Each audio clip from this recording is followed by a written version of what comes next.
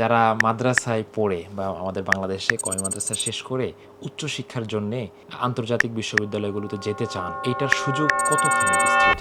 আপনার কাছে এটা আশ্চর্য মনে হয় না যে বাংলাদেশ স্বাধীনতার ৫৪-৫৫ বছর পরেও এখনও এসে ভারতে বা পাকিস্তানে পড়ার জন্যে কাঁটাতারের বেড়া রাতের আঁধারে চুরি করে টপকে গিয়ে তারপরে সেখানে যেতে হয়? যদি আমার দেশের ছাত্র জেনারেল থেকে ইন্ডিয়াতে গিয়ে লয়ে পড়তে পারে, আমার দেশের ছাত্র ইন্ডিয়াতে ইনফরমেশন টেকনোলজি নিয়ে পড়তে পারে, আমার দেশের ছাত্র ডাক্তারি পড়তে পারে। জেনারেল যে কোনো সাবজেক্টে গিয়ে পড়তে পারে, তাহলে কেন আমার দেশের ছাত্র দেওবন্দ সহ এই ধরনের প্রতিষ্ঠানে পড়াশোনা করতে পারবে? বিদেশে আমাদের ধরনের শিক্ষা যেটা, আর যদি বিদেশে বিশ্ববিদ্যালয়ের কথা বলি, তাহলে অনেক সময় অনেক প্রতিষ্ঠান আছে যেগুলোতে সরাসরি কওমির সার্টিফিকেট আছে না নেই এই বিষয়টা অনেকটা গুরুত্ব পাচ্ছে না।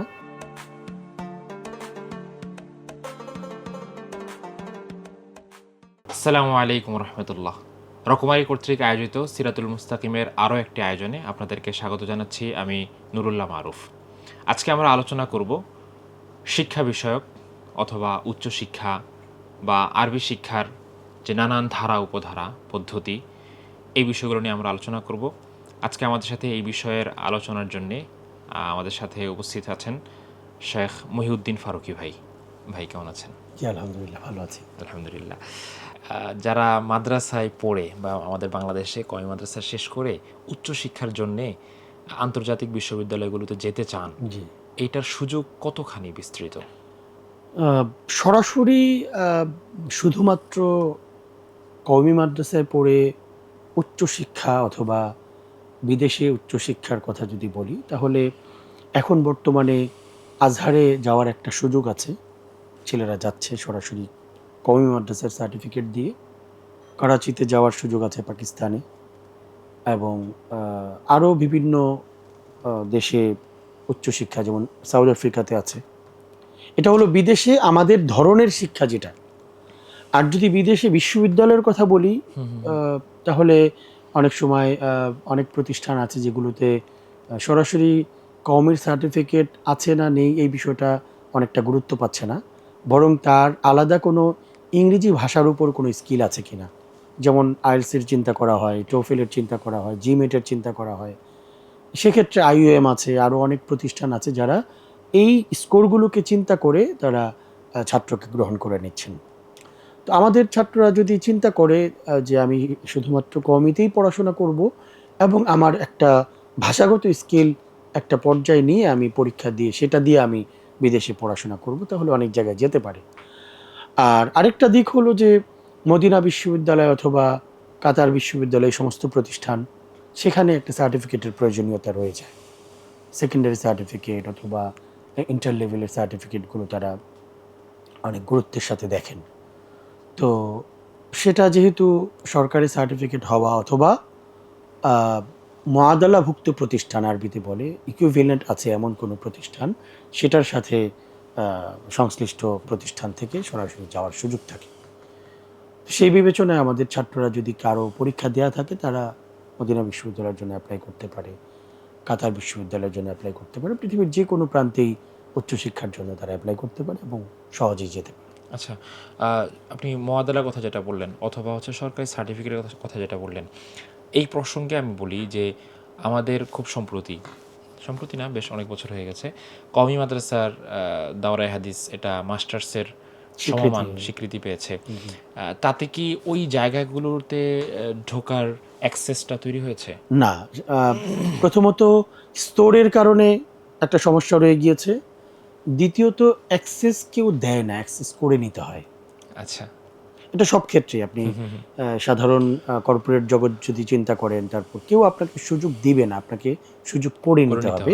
আপনার নিজস্ব কমিউনিকেশন স্কিল, আপনার নিজস্ব বিভিন্ন ধরনের দক্ষতাকে সামনে রেখে আপনার জায়গাগুলোকে সুন্দর করে নিতে হবে। এটা বরং কর্পোরেট না, পৃথিবীর ব্যবস্থাপনাটাই এমন। তো আমাদের দাওরায়ে হাদিসকে যে আসলে সরকার মাস্টার্স স্বীকৃতি দিয়েছে, এই স্বীকৃতিটা তো আমরা জানি, কিন্তু পৃথিবীর অন্যান্য অনেক প্রতিষ্ঠান এটা জানে না। জানলেও তারা কাগজের উপর ভিত্তি করে কথা বলবে, আপনার যোগাযোগের উপর ভিত্তি করে কথা বলবে। আমি আমার দেশে আসার পর, আমি যখন এমফিল শেষ করে দেশে এসেছি, তো আমার পিএইচডির জন্য আমি যখন ইউজিসিতে গিয়েছি, সেখানে দেখলাম যে ইন্ডিয়া থেকে ল পড়ে এসছে, লন্ডন থেকে বিভিন্ন বিষয়ের উপর আলাদা পড়াশোনা অনার্স করে বা মাস্টার করে এসছে, এমন অনেক ছাত্র তারা সেখানে অবস্থান করছে। তো আমি অনেকের সাথে পরিচিত হলাম, জানতে চাইলাম যে দেখলাম তারা লন্ডনের সার্টিফিকেটকে ইউজিসি থেকে একটা সত্যায়িত করছে। এই সত্যায়িত করা মানে কি? মানে হচ্ছে আপনি যেখানেই পড়েন না কেন, দেশীয় অবস্থান থেকে, প্রেক্ষাপট থেকে আপনাকে সেই সার্টিফিকেটটা সত্যায়িত করে নিতে হবে। আচ্ছা। অতএব আমার দেশের সার্টিফিকেট যে আসলে এই স্তরের সার্টিফিকেট, এটা আমাকে হয়তো সরাসরি মদিনা বিশ্ববিদ্যালয়ের সাথে কথা বলে একটা প্রতিনিধি দল গিয়ে তাদেরকে বোঝাতে হবে, তাদেরকে দেখাতে হবে, এবং তাদের সাথে কথা বলে সেখানে এটা স্বীকৃত করতে হবে যে এই সার্টিফিকেটটা এই স্তরের এবং এটা সরকার স্বীকৃতি দিয়েছে, আপনারাও স্বীকৃতি দিলে আমরা খুশি হব এবং আমাদের ছাত্ররা চাইলে এখানে আসতে পারে। প্রাতিষ্ঠানিক একটা কার্যক্রম যেটা প্রতিনিধি দলের মাধ্যমে করা উচিত। আচ্ছা। স্বীকৃত হয়ে গেলেই কিন্তু সেটা হয়ে যাবে, বিষয়টি এমন নয়। আরেকটা বিষয় হচ্ছে, যেই শিক্ষার্থী মাস্টার্স শেষ করেছে, সে পৃথিবীর অন্য প্রান্তে একটা বিশ্ববিদ্যালয়ে গিয়ে, অন্য দেশে আরেকটা বিশ্ববিদ্যালয়ে গিয়ে সে কিসে ভর্তি হবে? স্বভাবতই মাস্টার্সের পরে তার গবেষণা PhD বা করার MPhil জন্য করার এমফিল, থাকলে। তারপর হচ্ছে পিএইচডি এটা করবে। কিন্তু আমাদের যে মাস্টার্স, এটা করে তো আবার তাকে গিয়ে অনার্সে ভর্তি অনার্সে হতে ভর্তি হচ্ছে। হতে যাচ্ছে, রাইট। সাংঘর্ষিক ব্যাপার। ইভেন আমাদের দেশেও প্রাইভেট বিশ্ববিদ্যালয়গুলো যারা সুযোগ দিচ্ছে আমাদের কমি মাদ্রাসার ছাত্রদেরকে পড়ার জন্য, তারা কিসে সুযোগ দিচ্ছে? অনার্সে। এটা এটা কোন ধরনের ব্যবস্থাপনা যে মাস্টার্স করা একটা ছেলে এসে অনার্স করছে? না, এখানে তো আরও ভয়াবহ তথ্য হচ্ছে যে যারা অনার্সের সুযোগ দিচ্ছেন তাদের দাবি হচ্ছে, আপনি যে ইউজিসির কথা বললেন, ইউজিসি আমাদের তাকমিলের সার্টিফিকেটটাকে ইন্টারের সমমান ধরে, এইচএসসির সমমান ধরে তারপরে তাদেরকে অনুমোদন দিয়েছে যে তারা চাইলে অনার্স করতে পারবে। এখন ইউজিসি কেন আমার মাস্টার্সকে ইন্টারের সমমান দিল? তাহলে মাস্টার্স মানে কি? রাইট। অনার্স। তাহলে কেন আমি ইউজিসির সাথে কথা বলছি না? কর্তৃপক্ষ কোথায় তাহলে? কর্তৃপক্ষের উচিত এখন ইউজিসির সাথে কথা বলা যে আপনারা সরকারিভাবে যেটাকে মাস্টার্স স্বীকৃতি দেওয়া হয়েছে, আপনারা কেন এটাকে এইচএসসি সমমান ধরলেন? ইউজিসি কেন দিল, সেই প্রশ্নটা আসা জরুরি ছিল আমাদের। রাইট। এখন ইউজিসি চিন্তা করছে যে একটা ছাত্র এসছে, তাকে কোনো একটা কিছু দিয়ে দিই, সে এখান থেকে যাক। অথবা এটা হয়তো যারা প্রাইভেট বিশ্ববিদ্যালয় আছে, তারা এটা করিয়ে নিয়েছেন তাদের নিজেদের প্রয়োজনের কারণে এবং কিছু ছাত্রকে সুযোগ দেওয়ার কারণে। আমি সুযোগটাকেও খাটো করে দেখছি না, কারণ অনেক ছাত্র এটার মাধ্যমেও সে উচ্চশিক্ষা নেওয়ার সুযোগ পাচ্ছে, অথবা একটা ভিন্ন অঙ্গনে পড়াশোনা করার সুযোগ পাচ্ছে। এখন ভিন্ন অঙ্গনে পড়াশোনা করার প্রয়োজনীয়তাটাও একটা গুরুত্বপূর্ণ বিষয়। অনেক সময় আমাদের অনেক পরিচিত জনরাই এটাকে আবার গুরুত্বপূর্ণ মনে করেন না। যা আমি দেখেছি ঢাকা ইউনিভার্সিটিতে বা রাজশাহী ইউনিভার্সিটিতে, আমি আরবিতে অনার্স মাস্টার্স করেছি। কী আর পড়া সেখানে? আমাদের এই পড়ার চাইতে খুব বেশি বড় পড়া না, বা এমন কিছু পড়া না যে সেখানে গিয়ে আবার নতুন করে শিখতে হবে। আমি সেক্ষেত্রে বলি যে আসলে আপনি যে সেখানে পড়ার সুযোগটা পেয়েছেন বা আপনি পড়েছেন, আপনার ভেতরে তো তখন পড়ার আগ্রহ ছিল, তাই বলে পেয়েছেন, এবং আপনার ভেতরে সেই স্বপ্ন ছিল আপনি ঢাকা বিশ্ববিদ্যালয় অথবা রাজশাহী বিশ্ববিদ্যালয়ে আরবি বিভাগে আপনি অনার্স মাস্টার্স করবেন, আপনি করে ফেলেছেন। এখন আপনি এটা বোঝালে কোনোভাবেই চলবে না সেখানে পড়াশোনা নেই। আপনি আরেকজনকে দেন, সে গিয়ে তারটা বুঝে নিক যে পড়াশোনা আছে না নেই। এই স্বপ্ন তো আরো অনেকেরই থাকতে পারে। এই স্বপ্ন কিন্তু আরো অনেকজনের থাকতে পারে, এবং আপনি যেই স্বাদটা পেয়েছেন সেই স্বাদটা তাকেও পেতে দিন। আপনি যদি বন্ধ করে দেন এই কথা বলে, তাহলে তো আমি ঠিকই অর্জন করলাম, আপনাকে আরেকজনকে অর্জন করতে দিলাম না। তো সেজন্য এটা আসলে স্বীকৃতির জায়গাটা আসলে কিভাবে কার্যকর করতে হবে বা কার্যকর হবে, এটা সম্পূর্ণই আমাদের ব্যবস্থাপনার উপর নির্ভরশীল, বা আমাদের কর্তৃপক্ষ দায়িত্বশীল যারা আছে তাদের বিভিন্ন উদ্যোগের উপর নির্ভরশীল। এবং সেক্ষেত্রে শুধুমাত্র এমন না যে ধরেন প্রতিষ্ঠানের বা মূল জায়গার একজন মানুষকে সব বিষয়ে দায়িত্ব দিয়ে রাখলাম, এমন না। বরং এখানে একটা আলাদা উইন্ডো খুলতে হবে আপনার, আলাদা স্পেশালিস্ট কিছু লোক নিয়োগ করতে হবে, এবং তাদেরকে এটা দিয়ে আপনার যেমন অ্যাসাইনমেন্ট দেওয়া হয় যে 6 মাস সময় দেওয়া হলো, আপনি এর মধ্যে এই কাজগুলো শেষ করবেন, এরকম কিছু অ্যাসাইনমেন্ট তাদেরকে দিতে হবে যে আমরা প্রথমত আমাদের বহির্বিশ্ব অমুক বিশ্ববিদ্যালয়, এটার সাথে আপনি কমিউনিকেশনের মাধ্যমে আপনার বিভিন্ন ব্যবস্থাপনার মাধ্যমে আপনি কাজটাকে শেষ করেন। আমরা যেটা বলছিলাম যে ইউজিসি হচ্ছে এইচএসসি সমমান দিয়েছে, জি। ভাই যদি এইচএসসি সমমান ধরি তবুও তো আমরা সেই সমমান ধরে অন্য বিশ্ববিদ্যালয়গুলো, দেশের সীমানার বাইরের বিশ্ববিদ্যালয়গুলোতে কিন্তু আমরা খুব সহজে অনার্স করতে পারছি না, না সেখানেও আমাদেরকে নানান বেগ পেতে হচ্ছে। না, সেখানে তো আপনি সরাসরি গিয়ে একেবারে ইন্টার লেভেলেই ভর্তি হতে হচ্ছে। আচ্ছা, মানে সেটারও মান পাওয়া যাচ্ছে না, না। সেটারও মান পাওয়া যাচ্ছে না। আচ্ছা, এটা মানে কাদের কিভাবে করা উচিত বলে আপনার মনে হয়? এটা অবশ্যই কর্তৃপক্ষ যারা আছেন, আমি যদি আল হায়াতুল উলিয়ার কথা বলি তাহলে আল হায়াতুল উলিয়ার কর্তৃপক্ষ এক্ষেত্রে অনেক বেশি পরিবর্তন করতে হবে। সিলেবাস, কারিকুলাম, পাঠদান, আসলে বিষয়টা এমন না। বিষয়টা হচ্ছে যে প্রথমত সদিচ্ছা, মানে আগ্রহটা কতটুকু, হুম হুম হুম। এবং এই আগ্রহের মধ্যে এসে অনেক সময় আশঙ্কার বিষয়গুলো চলে আসে। এটা স্পষ্ট বিষয় যে আসলে আমি আমার ছাত্রদেরকে অমুক দেশে পাঠাবো কিনা, অমুক এলাকায় পাঠাবো কিনা, অমুক বিশ্ববিদ্যালয়ে পাঠাবো কিনা। তো এই আশঙ্কার জায়গা থেকে বেরিয়ে যদি আমরা এটাকে ব্যাপকভাবে চিন্তা করি, এবং আমাদের ছাত্রদের এখন বর্তমান যুগ চাহিদা বিবেচনায় ছাত্রদের এটা একটা স্বপ্ন, ছাত্রদের এটা চাহিদা, ছাত্রদের এটা একটা দাবি। এই চাহিদা, দাবি, স্বপ্নটাকে যদি আমরা সঠিকভাবে বিবেচনা করি, বড় করে দেখি, এটাকে প্রয়োজন মনে করে দেখি, তাহলে অবশ্যই একটা বিশেষ উইন্ডো থাকা চাই, এবং সেই কর্তৃপক্ষ যারা আছেন তাদের এটা নিয়ে দৌড়ঝাঁপ করা চাই, এবং তারাই এটা পারবেন। অন্যথায় অন্য কারো দ্বারা এই জায়গাতে কোনো ধরনের কোনো কাজ করা সম্ভব না। কঠিন। আহ, এই প্রসঙ্গে আমি আরেকটা কথা বলি, সেটা হচ্ছে যে বিশ্ববিদ্যালয়গুলোতে পড়া তো তাও একটু কঠিন, যেই জায়গাগুলোতে পড়া সহজ, যেমন আমাদের দেশের অনেক শিক্ষার্থীদের মনের একটা সুপ্ত বাসনা থাকে, আবেগ কাজ করে যে আমি দাওরা শেষ করে আরেকটা বারের জন্য আমি দারুল উলুম দেওবন্দে গিয়ে আমি তাকমিল পড়বো, হাদিসের দর্শ নিব, অথবা আমি মেশকাত দেশে পড়ে ওখানে গিয়ে আমি দাওরা দাওরা পড়বো। পড়বো, অথবা আমি দাওরা পড়ে করাচিতে কোথাও বিনুরি টাউনে আমি ইফতা পড়বো বা দেওবন্দে ইফতার পড়বো।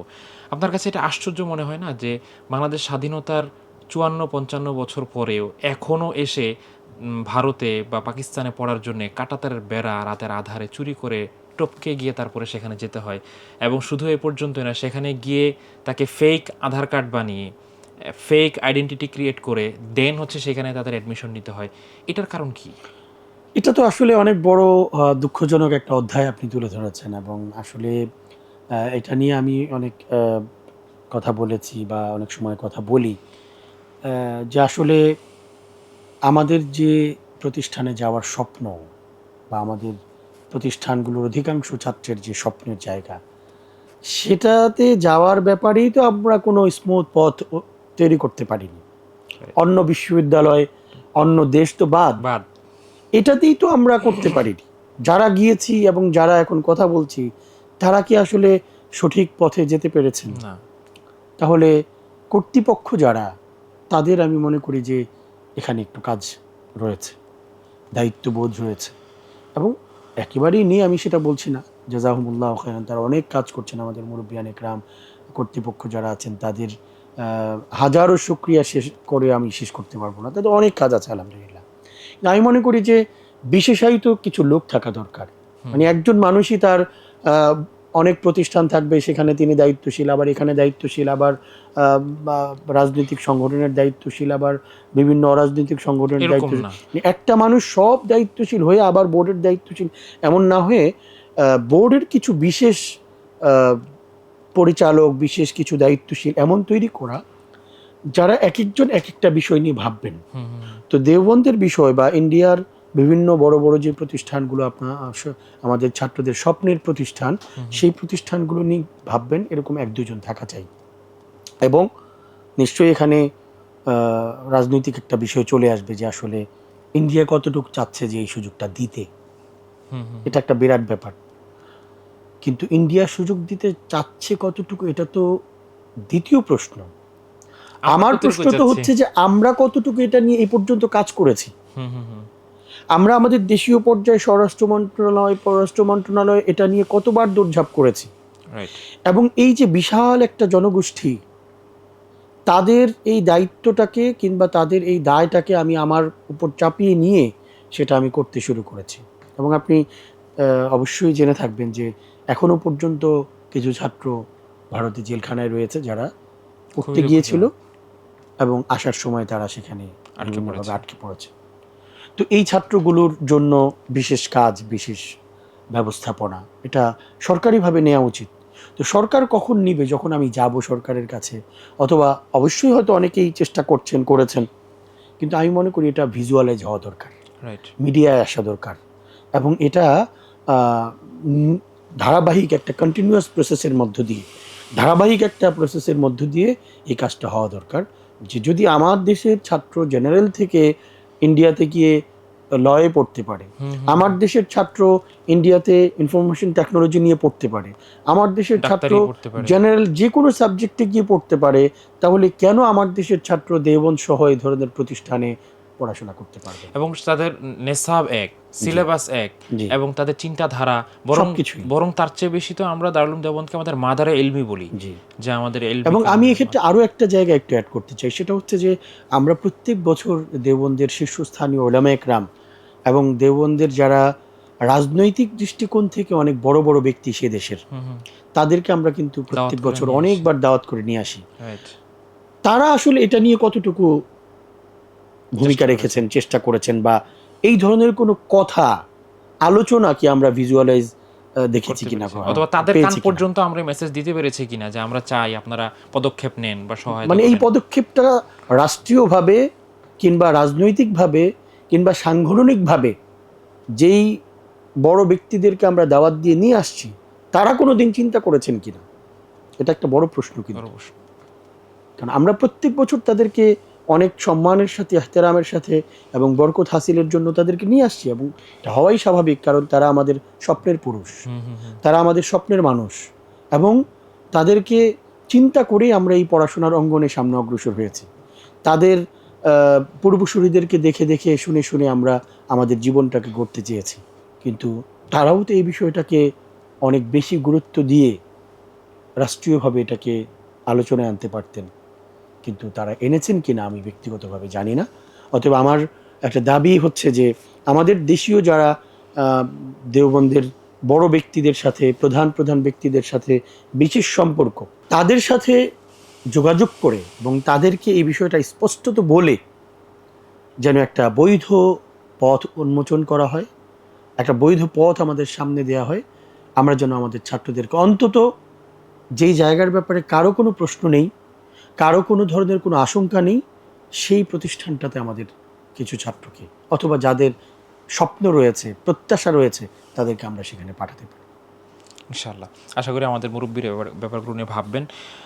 ফারুক ভাই, আমরা যদি বলি, মোটামুটি মধ্যপ্রাচ্যের কথা আমরা বলেছি, আমাদের উপমহাদেশীয় শিক্ষা প্রতিষ্ঠানগুলোর কথা বলেছি, আপনি মালয়েশিয়ার আইওএমের কথা বলেছেন, এর বাইরে ইউরোপ আমেরিকার যে উন্নত বিশ্ববিদ্যালয়গুলো আছে, আমাদের শিক্ষার্থীদের জন্যে ওই বিশ্ববিদ্যালয়গুলোতে অ্যাক্সেস পাওয়ার তো একটা প্রসঙ্গ আমরা আলোচনা করলাম, কিন্তু যদি তিনি অ্যাক্সেস পেয়ে যান, তাহলে তার পড়াশোনা করার মতো কোনো সাবজেক্ট কি আছে যেটাতে তিনি আসলে চাইলে ওখানে চান্স নিতে পারেন, অথবা তার জন্য প্রস্তুতি নিতে পারেন, বা তিনি প্রস্তুতি নিয়ে ওই জায়গাটায় নিজেকে আরও অনেক দূর পর্যন্ত গড়ে তুলতে পারেন? অনেক বিশ্ববিদ্যালয় আছে, সব বিশ্ববিদ্যালয় হয়তো একেবারে নিজের মতো করে বিষয় পাওয়া যাবে না। অনেক সময় তো সেটা দেশীয় বিশ্ববিদ্যালয়গুলোতে হয় যে আমার স্বপ্ন ছিল আমি এই বিষয় নিয়ে পড়বো, কিন্তু আমি সেই বিষয়ে পেলাম না। হুম হুম হুম। তো এটা অনেক বিশ্ববিদ্যালয় হবে যেখানে আপনার একেবারে কাঙ্ক্ষিত বিষয়টা পাওয়া যাবে না। বাকি কাঙ্ক্ষিত বিষয় যেখানে আমি চাই, সেখানে অবশ্যই আমার অনেক দূর পর্যন্ত যাওয়ার সুযোগ আছে, এবং হয়তো সেখানে পড়াশোনার মাধ্যম বা পড়াশোনার ধরন ভিন্ন হতে পারে, সেখানে পড়াশোনার ভাষা ভিন্ন হতে পারে, কিন্তু অনেক দূর পর্যন্ত যাওয়া এবং সে বিষয়ে কিভাবে গবেষণা করতে হবে, কিভাবে গবেষণা করা উচিত, গবেষণার এই দিকগুলো যেটা আমাদের দেশীয় জায়গা থেকে অনেকটাই উপেক্ষিত, এই দিকটা হয়তো আমাদের ছাত্রদের সামনে বা শিক্ষার্থীদের সামনে অনেক ব্যাপকভাবে আসতে পারে। এবং পাশাপাশি আমাদের দেশীয় পড়াশোনার মধ্যে যেই গভীরতা, যেই এলমি ভালো দিকগুলো আছে, সেগুলো আমরা তখন হয়তো সে সমস্ত জায়গায়ও কিছুটা ইনপুট করার সুযোগ পাবো। হুম, হুম। আপনার জানা মতে বা আপনার অভিজ্ঞতার জায়গা থেকে কি আপনি আমাদের শিক্ষার্থীদের উদ্দেশ্যে এমন কোনো সাবজেক্ট বা এমন কিছু সাবজেক্টের কথা বলবেন যে যেই সাবজেক্টগুলোতে চাইলে তারা ভালোভাবে প্রস্তুতি নিয়ে ওই জায়গাগুলোতে আরও বেশি পড়াশোনার জন্য সেখানে যেতে পারেন? আমি আমাদের দেশীয় পরিমণ্ডলে যারা মাদ্রাসা শিক্ষার্থী উচ্চশিক্ষার জন্য বাইরে যাচ্ছে, আমি তাদের সবার জন্যই আসলে ইসলামিক এবং অ্যারাবিক এই জাতীয় বিষয়গুলোকেই খুব বেশি পছন্দনীয় বলে মনে করি, তখন আমার বড় হওয়া, আমার সামনে অগ্রসর হওয়া, আমার জীবনের শুরুতে যেই লক্ষ্য উদ্দেশ্য ছিল সেটা স্থির থাকবে, স্থিতিশীল থাকবে। নয়তো অনেক সময় জীবনের একটা পর্যায়ে এসে আমার গতিপথ ভিন্ন হয়ে যায়, আমার কাজের পথ ভিন্ন হয়ে যায়। এই জন্য আমি একান্তই বিষয়টাকে এই জায়গা থেকে কিছুটা সীমাবদ্ধ রাখবো। এরপর বলবো যে এর মধ্যেও অনেক বিষয় আছে, রাইট। অনেক বিষয় আছে যেগুলোতে আমাদের বিশেষজ্ঞ হওয়ার মতো সুযোগ এবং সার্টিফিকেট গ্রহণ করা, বিশেষজ্ঞ হওয়া, গবেষক হওয়ার বিশাল সুযোগ আমার রয়েছে। আমরা আরবি ভাষায় অগ্রসর হতে পারি। পৃথিবীতে যে কোনো বিষয়ে কিন্তু বিশেষায়িত ব্যক্তির খুব প্রয়োজন। সেক্ষেত্রে আমরা শিক্ষায় বিশেষজ্ঞ হতে পারি, যেটাকে আমরা এডুকেশন বলি। তো আপনি দেখবেন যে ঢাকা বিশ্ববিদ্যালয়ে আলাদা বিভাগই আছে, IER, institute of research and education. সেখানে শিক্ষা বিষয়ক পড়াশোনা সে করছে। এই যে কারিকুলাম প্রণয়ন করবে, কারিকুলাম বিষয়ক, পরীক্ষা বিষয়ক, আরও অন্যান্য অনেক বিষয়ক কাজ করবে কে? যে কেউ। না না, যিনি ওয়াজ করতে করতে অনেক বড় ফেমাস হয়েছেন, তিনি আবার এই জায়গায় কাজ করবেন? এটা মনে হয় আসলে নৈতিকভাবে ভালো কাজ না, নৈতিকভাবে সঠিক কাজ না। যিনি রাজনীতি করতে করতে বড় হয়েছেন, তিনি কারিকুলাম পরিবর্তন প্রণয়নের কাজ করবেন না। এটা আলাদা পড়াশোনা আছে। তাহলে আমাদের শিক্ষার্থীরা কেউ এই শিক্ষায় পড়াশোনা করতে পারে, কেউ চাইলে আমাদের দেশে একটা সংকটের জায়গা সিরাতুর রাসূল সাল্লাল্লাহু আলাইহি ওয়াসাল্লাম। এটা সংকটের জায়গা কেন বললাম? কারণ আমাদের এই শিক্ষা ব্যবস্থায় এক সিরাতে খাতিমুল আম্বিয়া ছাড়া পাঠ্যপুস্তক হিসেবে কিংবা পাঠ্য বিষয় হিসেবে দাওরা পর্যন্ত, হ্যাঁ, হাদিস পড়ার মাধ্যমে সিরাতের অনেক কিছুই আমাদের জানাশোনা হচ্ছে, সেটা হাদিসের দৃষ্টিকোণ থেকে পড়া হচ্ছে। কিন্তু একান্তই সিরাত বিষয়ে পাঠ্য হিসেবে কিন্তু আমাদের আর কোনো বিষয় সামনে আসছে না। রাইট। দুঃখজনক বিষয়। তো সেক্ষেত্রে আমরা যদি চিন্তা করি তাহলে এই বিষয়ে বিশেষজ্ঞ কে? মানে মাহফিলের পরিচালনায়, উপস্থাপনায় বিশেষজ্ঞ ব্যক্তিত্ব, ইসলামিক চিন্তাবিদ, ওই অর্থে নয়। বাস্তবিক বিশেষজ্ঞতার দৃষ্টিকোণ থেকে একেবারেই বিশেষায়িত বিষয়ে বিশেষজ্ঞ যদি চিন্তা করা হয়, তাহলে আমরা কয়জনকে খুঁজে পাবো যে সিরাতের উপর তিনি বিশেষজ্ঞ? সিরাতের উপর তার 100টা বই পড়াশোনা, পড়েছেন। হ্যাঁ, পড়াশোনা যেমন আছে, গবেষণা আছে, তার নিজের রচনা আছে, কিছুটা অবশ্যই কম হবে। তো সেটা আমাদের বাড়ানো উচিত কিনা? তো যদি বাড়ানো উচিত হয়, তাহলে আমি মনে করি যে সিরাত নিয়ে একজন পড়াশোনা করতে পারেন। ইতিহাস বিষয়ে এটাও আমাদের উপেক্ষিত অথবা অবহেলিত একটা বিষয়। তো সেক্ষেত্রেও আমাদের ছাত্ররা চাইলে অগ্রসর হতে পারেন এবং তিনি বিশেষায়িতভাবে পড়তে পারেন। আমাদের দেশে অবহেলিত আরেকটা গুরুত্বপূর্ণ বিষয় ইলমুল কিরাআত। সে বিষয়ে আমরা একান্তই টান দিয়ে তিলাওয়াত করতে পারেন এই কারি পাই, কিন্তু ইলমুল কিরাআতে বিশেষজ্ঞ এই ধরনের কারি কিন্তু আমরা খুব বেশি একটা দেখি না। খুবই দুঃখজনক হলেও ফারুক ভাই, আমি এই প্রসঙ্গে একটু বলি যে ইলমুল কেরাতের প্রসঙ্গ আসলে কিন্তু আমাদের অনেকে এটাকে খুব ছোট বাঁকা করে নজরে দেখেন। ছোট করে হ্যাঁ, দেখেন। না, এটাও দুঃখজনক। কোনো বিষয়ে এলমি কোনো বিষয় না, আপনি ব্যাপকভাবে কোনো বিষয়ে ছোট করে দেখার মতো না। আমার আব্বাজান রহমতুল্লাহ আলাইহি বাসায় অনেক সময় বলতেন যে ছোটখাটো অনেক জিনিস আমরা মনে করি যেটা ফেলে দিই, বলে যে না, এটা ফেলে দিও না, সব কিছুই ফেলে দেওয়ার জিনিস নয়, এই জিনিসটাই হয়তো তোমার অন্য সময় কোনো একটা কাজে লেগে যাবে, এটাকে হেফাজত করো। তো আমি আমার পড়াশোনার জায়গা থেকে আমি মনে করি সাধারণ শিক্ষায় তো একেবারে ক্ষুদ্রাতি ক্ষুদ্র বিষয় নিয়েও মানুষ গবেষণা করছে। তো সেই দৃষ্টিকোণ থেকে আমাদের একান্তই দ্বীনি এবং ইসলামিক যে সাবজেক্ট, এগুলোকে তো একেবারেই কম না। তো সেগুলোতে আমরা আসলে বিশেষজ্ঞ কিংবা বিশেষায়িত পড়াশোনা কতজনকে আমরা খুঁজে পাচ্ছি অথবা কতজনকে পাচ্ছি? তো সেই জায়গা থেকে ইতিহাস আছে, ইলমুল আকিদা বিষয় বর্তমান সময় খুব গুরুত্বপূর্ণ একটা পয়েন্ট। তো ইলমুল আকিদাতে বিশেষায়িত পড়াশোনা করা ব্যক্তি, এখন একজনেই সব বিষয়ে বিশেষজ্ঞ হয়ে যাবেন এটা শতে একজন হতে পারেন, মানে যাকে আল্লাহ তাআলা বিশেষ ক্যাপাসিটি দিয়েছেন, বিশেষ যোগ্যতা দিয়েছেন, আল্লাহ তাআলা বিশেষ ভাবে তাকে কবুল করেছেন, তিনি একা হয়তো সব বিষয়ে বিশেষজ্ঞ হয়ে যাবেন। হয়তো পৃথিবীর স্বাভাবিক নিয়ম হচ্ছে যে এক একজন এক একটা বিষয়ে গবেষক হবেন, বিশেষজ্ঞ হবেন। তো সেই দৃষ্টিকোণ থেকে আমরা অন্তত 100-200 জন ইলমুল আকিদা বিশেষজ্ঞ প্রয়োজন আমাদের। আমাদের তাফসীর বিষয়ে এখন যিনি ওয়াজ মাহফিল করছেন তাকে আমরা মুফাসসির ঢাকা মুফাসসির কোরআন, রাজশাহী মুফাসসির কোরআন, যশোর আমরা চিন্তা করছি, এটা তো আসলে মুফাসসির কোরআন নয়, বরং এলমিভাবে তাত্ত্বিকভাবে পড়াশোনা করে কোরআনে কারিমের বিভিন্ন তাফসিরের সাথে পরিচিত এমন ব্যক্তিকেই তো বিশেষজ্ঞ মুফাসসির বলা উচিত। রাইট। মাহফিলের জগতের মুফাসসির না, যিনি কোনোদিন একটা আরবি কিতাব খুলে দেখেননি। তো এই এলমি বিষয়ে পড়াশোনা করা একজন মুফাসসির, একজন নয় আমি বলি তো, আমাদের এই দেশীয় দরকার। সময় হিসেবে 54-55 বছর বললেন আপনি, তো এই জায়গা থেকে আমাদের তো হাজার হয়ে যাওয়ার কথা ছিল। এবং সেটা মানে সরাসরি সার্টিফিকেট থাকা, এটা তো বিশ্ববিদ্যালয় চিন্তা করলে, কিন্তু বিশ্ববিদ্যালয় ছাড়াও যদি আমি বিশেষজ্ঞ চিন্তা করি তাহলে সেভাবে থাকা উচিত ছিল। কিন্তু আপনি সারা বাংলাদেশে তাফসির বিভাগ কয়টা খুঁজে পাবেন? এটা অবহেলিত বিষয়। এবং সিরাত যেগুলো আছে বিভাগ, সেগুলো আমি যেগুলো মানসম্মত বলেছি কিনা। সবগুলো কিন্তু আপনি বিবেচনা করলে পাবেন না। এমনকি যে বিভাগ আমাদের দেশে একেবারে, আমি শব্দটা ব্যবহার করছি না, খুব সহজ এবং সুন্দর শব্দেই বলছি, অনেক, যেই বিভাগটা আমাদের বাংলাদেশে অনেক সবচেয়ে বেশি অনেক বেশি, সেই বিভাগেও আপনি আন্তর্জাতিক মান। ফিকহ এবং ইফতার প্রতিষ্ঠানগুলোর বিবেচনায় গবেষণা এবং ছাত্রদের সেটাকে আমরা মানে অ্যাসাইনমেন্ট বলি, সেই অ্যাসাইনমেন্টের বিবেচনায় কাজগুলো কি একটু বিবেচনা করেন। আমি একদিন আমার ছাত্রদেরকে দেখিয়েছি যে দেখো, আজহার সহ বিশ্বের বিভিন্ন বিশ্ববিদ্যালয়ের ফিকহ বিভাগের অনার্সের ছাত্রদের যে অ্যাসাইনমেন্টগুলো আছে সেগুলো, আর আমাদের দেশের ইফতা বিভাগের যে ছাত্রদের তামরিন বলি সেগুলো একটু চিন্তা করে দেখো। তুমি 250টা 300টা 400টা তামরিন করেছো, কিন্তু একটা বিশেষায়িত বিষয়ে তোমার নিজস্ব কোনো কাজ নেই। আর তুমি সেখানে ভিন্ন প্রতিষ্ঠান দেখবে যে তাকে একটা বিষয় দিয়ে দেওয়া হয়েছে, 3 মাস সময় তাকে দিয়ে দেওয়া হয়েছে, এবার তুমি এটা নিয়ে নিজের মতো করে বিভিন্ন কিতাবাদি পড়ে খুব ভালোভাবে অন্তত 50-100 পৃষ্ঠার একটা বিষয়, এই বিষয়ে তুমি লিখতে চেষ্টা করো, মাকালা লেখো। তাহলে এই দুটার মধ্যে একটা বিরাট পার্থক্য হয়ে যাচ্ছে।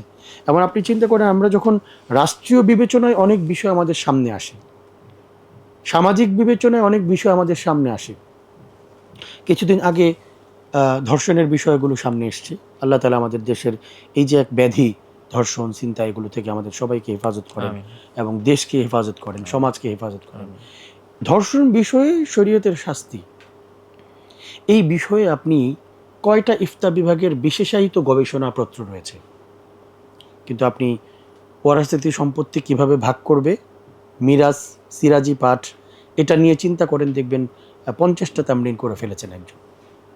আপনি তালাক বিষয়ে চিন্তা করেন, কিন্তু তালাকের যে আরও বিভিন্ন রূপ সামনে আসছে, ইফতা পড়ে অনেকে সেই বিষয়টা মানে সেই ধরনটাই সে বুঝতে পারছে না। তো এই জন্য আমি বলছি না যে প্রতিষ্ঠানের আধিক্য এটা ক্ষতিকর কিংবা প্রয়োজন নেই, আলহামদুলিল্লাহ ভালো, কিন্তু মানের দৃষ্টিকোণ থেকে আমাদের একটু অগ্রসর হওয়া দরকার। এবং অবশ্যই সেখানে আমাদের চিন্তা করা দরকার যে আমরা কোন কাজটা করলে আমাদের দিন, আমাদের সমাজ, আমাদের রাষ্ট্র, আমাদের জনগণ সকলের জন্য দিনই পারপাস থেকে এটা উপকারী হবে, এটা একটু বিবেচনা করা দরকার। পাশাপাশি এই ধরনের আরও অনেক সাবজেক্ট আছে যেগুলো বিশ্ববিদ্যালয়গুলোতে আলাদাভাবে পড়ানো হচ্ছে। আমাদের ছাত্ররা চাইলে দিনই জায়গা থেকে এ ধরনের বিষয়গুলোতে অনেক বিশ্ববিদ্যালয় তারা পড়তে পারে, ইনশাআল্লাহ। এবং যে বিষয়গুলোর কথা আপনি বললেন, এই বিষয়গুলোতে ছাত্ররা চাইলে পড়ার জন্য অন্য দেশে যেতে পারে, আবার চাইলে আমাদের দেশের যারা শিক্ষাবিদগণ আছেন তারাও এই বিষয়গুলোর জন্য উন্নত শিক্ষার ব্যবস্থাপনা এখানে করতে পারে। যেগুলো ইতিমধ্যে আছে সেগুলোর মান আরও উন্নয়নের সুযোগ আছে ইনশাআল্লাহ। আশা করি তারা এটা ভাববেন। এই যে শিখতে যাওয়া বা শিখতে চাওয়া, শেখার জন্য যাওয়া, অন্য পরিবেশে নিজেকে মানিয়ে নেয়া, বা আসলে তিনি সেই জায়গাটায় পারবেন, শিখতে পারবেন, এই যে আত্মবিশ্বাস, এই জায়গাটায় আপনার মনে হয় না যে আমাদের কওমি শিক্ষার্থীদের মধ্যে একরকমের হীনমন্যতা আছে? হীনমন্যতা আসলে সব জায়গাতেই আছে। হীনমন্যতার ধরন এবং অবস্থান হয়তো ভিন্ন হতে পারে। এই হীনমন্যতাগুলো কিছুটা থেকেই যায়। একজন মানুষ চাকরির জন্য যখন তার দেশের বাড়ি থেকে ঢাকায় আসছেন, তখনও তার ভিতরে হীনমন্যতা কাজ করে, একটা ভয় কাজ করে, নতুন জায়গা নিয়ে তার একটা বিভিন্ন ধরনের শঙ্কা কাজ করে, এগুলো কিছু থাকবেই। কিন্তু আমি মনে করি এগুলোকে কাটিয়ে ওঠার মতো সুযোগ আমাদের সামনে আছে, এবং চাইলেই প্রতিষ্ঠানের দায়িত্বশীল বা অঙ্গনের দায়িত্বশীল অথবা যারা বিশেষজ্ঞ ব্যক্তিবর্গ আছেন তারা সেই হীনমন্যতাগুলোকে কাটিয়ে উঠাতে পারেন, সেগুলো নিয়ে আলোচনা করে, সেগুলো নিয়ে বিভিন্ন ধরনের ওয়ার্কশপ করে, সেগুলো নিয়ে বিভিন্ন ধরনের সেমিনার করে সেই জায়গাগুলোর ওভারকাম তারা করতে পারবেন ইনশাআল্লাহ। ইনশাআল্লাহ। ফারুকী ভাই, আপনি ইতিমধ্যেই বেশ কিছু বই রচনা করেছেন। আপনার বাজারে অনেকগুলো কিতাবাদি আছে। আমাদের যারা কওমি মাদ্রাসার শিক্ষার্থী পড়াশোনা করছেন, শেষ করেছেন, তারা অনেকে ভালো লেখক হওয়ার স্বপ্ন দেখেন। আলেম হওয়ার পাশাপাশি তিনি তার এলমকে প্রসারিত করার জন্যে, ছড়িয়ে দেওয়ার জন্যে লেখালেখি করতে চান। তাদের জন্যে একজন লেখক হিসেবে আপনার কি পরামর্শ থাকবে? প্রথমত একজন মানুষ যেই ভাষায় লিখতে চায় সেই ভাষাটাকে খুব ভালোভাবে আত্মস্থ করা এবং নিজের জ্ঞান এবং জানার জগৎটাকে বিস্তৃত করা খুব প্রয়োজন। আমি যেহেতু আমার কাছের মানুষ যারা আছেন প্রথমত তাদেরকে নিয়েই চিন্তা করব, অর্থাৎ আমার দেশকে নিয়ে চিন্তা করব, তো আমার নিজের মাতৃভাষাটায় আগে নিজেকে শক্তি অর্জন করতে হবে। আমার ভাষাটা অনেক বেশি শক্তিশালী হতে হবে, আমার বাক্যের গাঁথুনি মজবুত হতে হবে, আমার শব্দচয়নটা প্রয়োজনীয় এবং আকর্ষণীয় হতে হবে। সেই শিক্ষাটা গ্রহণ করার পাশাপাশি আমি যেই বিষয় নিয়ে আসলে লিখব, সবাই তো সব বিষয় নিয়ে লিখবে না। আমি যেই বিষয় নিয়ে লিখব সেই বিষয়ে যেন আমার জানার জগৎটা বিস্তৃত হয়, ব্যাপক হয়, পড়াশোনাটা যেন আমার বেশি হয়। খুব দ্রুত প্রকাশনার যে প্রকাশনা প্রীতি যেটা অনেকের ভিতরে কাজ করে বা অনেকেই আছে যে লিখে যেটা নোট লিখছে সেটাও প্রকাশ হয়ে যাচ্ছে, অথবা ফেসবুকে যেটা লিখছি সেটা আবার প্রকাশ হয়ে যাচ্ছে। এই জায়গাতে না গিয়ে বরং যদি যে কোনো একটা বিষয়কে চিন্তা করা হয় যে আমি এটা নিয়ে সময় দিব, নোট করব, আবার আরও একটা নোট করব, নোটকে আবার পরিমার্জন করব, তারপর সেটা প্রকাশিত হবে, তাহলে আশা করছি তার লেখা এবং তার প্রয়োজনীয়তা, সেই বইয়ের প্রয়োজনীয়তা বলি অথবা বিষয়ের প্রয়োজনীয়তা, সেটা মানুষের জন্য অনেকটা উপকারী হবে ইনশাআল্লাহ। ইনশাআল্লাহ। ভাই, আপনি এখন পর্যন্ত কয়টা বই লিখেছেন? আপনার বইগুলো আমার সম্পর্কে প্রকাশিত গ্রন্থ যদি বলা হয় তাহলে এ পর্যন্ত 10টি গ্রন্থ প্রকাশিত হয়েছে। আর ফটোকপি হিসেবে আমরা মানে গ্রন্থই, কিন্তু আমরা প্রকাশনায় একটু বিলম্ব করি সাধারণত। এই ধরনের আরও প্রায় 5-6টি গ্রন্থ আমাদের আরবির উপরেই, আরবি সংশ্লিষ্ট অধিকাংশ এখনো রয়েছে। আমাদের পাঠকদের জন্যে বা দর্শকদের জন্যে আপনার কোন বইটা সবচেয়ে বেশি উপকারী বলে মনে করছেন? একেবারেই যারা আরবি ভাষা শিখতে চান, আরবিটাকে একটু ব্যাপক পরিসরে জানতে চান, আরবি বলা, লেখা, পড়া, তাদের জন্য আল মুকাররাতুল মুফিদা অত্যন্ত পরিচিত সকলের কাছে। এই কিতাবটি অনেক বেশি উপকারী। যারা শিক্ষক রয়েছেন তারা যদি তাদের দার্সটাকে, ক্লাসটাকে আরবিময় করে তুলতে চান, তাহলে তাদের জন্য কালিমাত ইরশাদিয়া ফিল ফসলিদ দিরাসি, শ্রেণীকক্ষে আরবি ভাষা, এই শিরোনামে একটা ছোট্ট গ্রন্থ রয়েছে, সেটাও অনেক উপকারী। এই দুটি বই হচ্ছে আরবি কেন্দ্রিক, অনেক বেশি উপকারে আসবে। পাশাপাশি এখন আমরা মিডিয়া নির্ভর এবং মিডিয়ার সাথে আমাদের সবার, ছাত্রদের, শিক্ষকদের অনেক বেশি সংশ্লিষ্টতা। তো মিডিয়ার আরবি শব্দগুলো, বাক্যগুলো আমাদের অনেক সময় প্রয়োজন হয় শেখা। সেক্ষেত্রে আমার প্রকাশিত একটি গ্রন্থ আছে মিডিয়া অভিধান, মিডিয়া আরবি অভিধান। তো সেখানে মূলত আমরা 4টা অঙ্গন মিডিয়ার, প্রিন্ট মিডিয়া, ইলেকট্রিক মিডিয়া, সবগুলো ধরনকে আমরা নিয়ে এসেছি এবং সেখানকার প্রচলিত ব্যবহৃত শব্দগুলো আমরা সেখানে ব্যাখ্যা করেছি। সেটা, এই 3টি বই হচ্ছে আরবি ভাষা শেখার ক্ষেত্রে কাজে লাগবে। আর আমাদের যারা ছোট বাচ্চা আছে, শিশুরা আছে, তাদের দোয়া শেখার জন্য একটা চমৎকার বই আছে এবং এই বইটি অনেক বেশি উপকারী, বিশুদ্ধ, সঠিক দোয়া শেখার জন্য। প্রত্যেকটা দোয়ার সাথে কিছু গল্প ভাষ্য আছে যারা বাচ্চারা আকর্ষিত হবে, সেটা হচ্ছে দোয়ার ভুবন।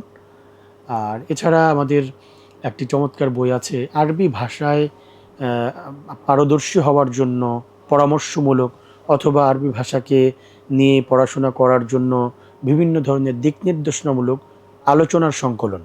আর সেখানে আমাদের দেশীয় শীর্ষ ওলামা একরাম যারা আছেন তাদের সকলের আলোচনা সেখানে রয়েছে। প্রায় 47টি আলোচনা আমাদের এই বই আছে, সেটা হচ্ছে ওলামা একরামের বয়ানে আরবি ভাষা। এবং আমাদের দেশে আরবি ভাষা নিয়ে যিনি অনেক বেশি বিখ্যাত ছিলেন, আপনারও শিক্ষক, আমারও শিক্ষক, উস্তাদ মোহতারাম হযরত মাওলানা শহীদুল্লাহ ফজলুল বারী রাহিমাহুল্লাহ, ওনার জীবনী কেন্দ্রিক একটা ছোট্ট বই আছে আমার আরবি শেখা। সেখানে তার জীবন এবং তার হাতের লেখা শেখা, তার আরবি শেখা, এই বিষয়গুলো নিয়ে ছোট্ট করে আলোচনা করা হয়েছে। মাশাআল্লাহ। ফারুকী ভাই, আপনি আমাদেরকে আজকে অনেক লম্বা সময় দিয়েছেন এবং খুব গুরুত্বপূর্ণ আলোচনা করেছেন। এই আলোচনাগুলো আশা করি আমাদের দর্শকদের জন্য অনেক উপকারী সাব্যস্ত হবে ইনশাআল্লাহ। আমাদেরকে সময় দেওয়ার জন্য আপনাকে অনেক অনেক ধন্যবাদ। আপনাকেও অনেক অনেক ধন্যবাদ। রকমারিকে এবং রকমারি সংশ্লিষ্ট যারা আছেন সকলকে অনেক কৃতজ্ঞতা এবং জাযাকুমুল্লাহু খাইরান। আলহামদুলিল্লাহ। প্রিয় দর্শক, আপনারা এতক্ষণ পর্যন্ত শুনছিলেন শিক্ষা, উচ্চশিক্ষা এবং আরবি শিক্ষা বিষয়ক মাওলানা মহিউদ্দিন ফারুকী ভাইয়ের অত্যন্ত গুরুত্বপূর্ণ আলোচনা। আমাদের সঙ্গে এতক্ষণ থাকার জন্য আপনাদেরকে জানাচ্ছি আন্তরিক অভিনন্দন। এবং সেই সাথে আপনারা যদি চান যে এই জাতীয় আরও কোনো বিষয়ে আলোচনা হোক, তাহলে আপনারা আপনাদের পছন্দের বিষয়টি আমাদের কমেন্টে জানাতে পারেন, অথবা আপনাদের যদি পছন্দের কোনো আলোচক থেকে থাকেন যার কথা আপনারা জানতে চাচ্ছেন, শুনতে চাচ্ছেন, তাহলে তার নামটিও আপনারা আমাদেরকে জানাতে পারেন। আমরা ইনশাল্লাহ চেষ্টা করব আপনাদের পছন্দের বিষয় এবং আলোচককে আমাদের এই টেবিলে নিয়ে আসার জন্যে। আজকের মতো এখানে বিদায় নিচ্ছি। আসসালামু আলাইকুম রহমতুল্লাহ। 6 লক্ষাধিক পণ্য আর অসংখ্য সুবিধা নিয়ে আস্থার রকমারি আপনার দোরে। যা কিছু দরকারি সাথে আছে রকমারি। বই ও পণ্য অর্ডার করতে ভিজিট করুন এখনই।